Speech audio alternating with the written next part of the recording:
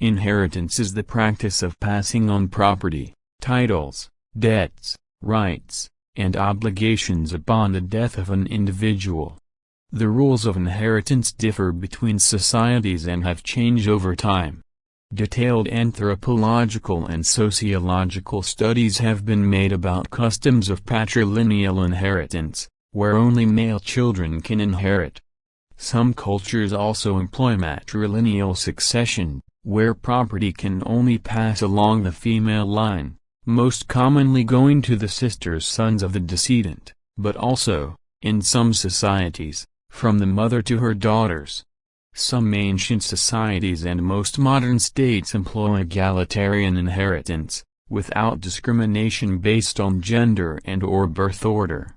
Islamic laws of inheritance. The Quran introduced a number of different rights and restrictions on matters of inheritance, including general improvements to the treatment of women and family life compared to the pre-Islamic societies that existed in the Arabian Peninsula at the time.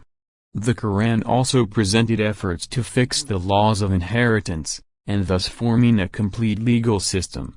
This development was in contrast to pre-Islamic societies where rules of inheritance varied considerably. Furthermore, the Quran introduced additional heirs that were not entitled inheritance in pre-Islamic times, mentioning 9 relatives specifically, of which 6 were female and 3 were male.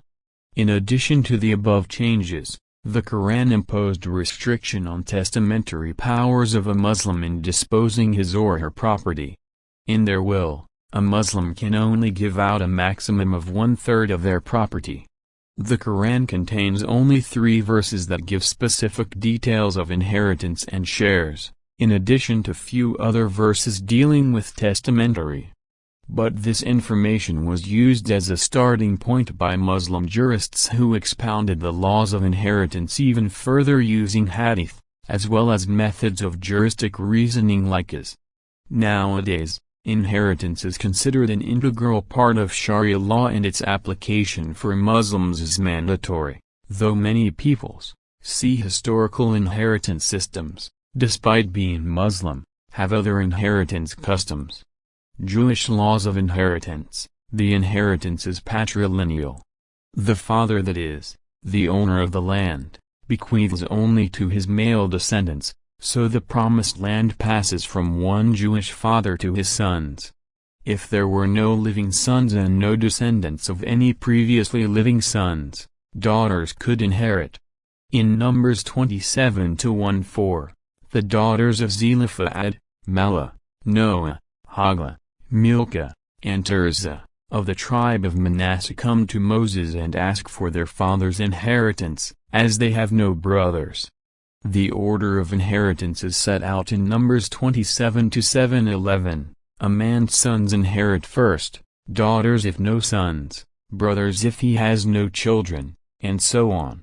Later, in Numbers 36, some of the heads of the families of the tribe of Manasseh come to Moses and point out that, if a daughter inherits and then marries a man not from her paternal tribe, her land will pass from her birth tribe's inheritance into her marriage tribe's.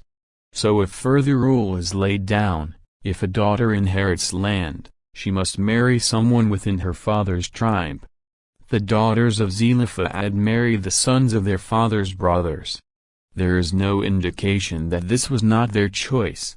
The tractate Baba Bathra, written during late antiquity in Babylon, deals extensively with issues of property ownership and inheritance according to Jewish law. Other works of rabbinical law, such as the Hilkot Nehilot, Sefer Mishneh Torah Rambam, and the Sefer HaYerushat, Emeder HaMiktavim B'Diver HaHalakha B'Erevant Uviveret Uvarim also deal with inheritance issues. The first, often abbreviated to Mishneh Torah, was written by Maimonides and was very important in Jewish tradition. All these sources agree that the firstborn son is entitled to a double portion of his father's estate. Deuteronomy 21:17. This means that, for example, if a father left 5 sons, the firstborn receives 1/3 of the estate and each of the other 4 receives 1/6. If he left 9 sons, the firstborn receives a fifth and each of the other 8 receive a tenth.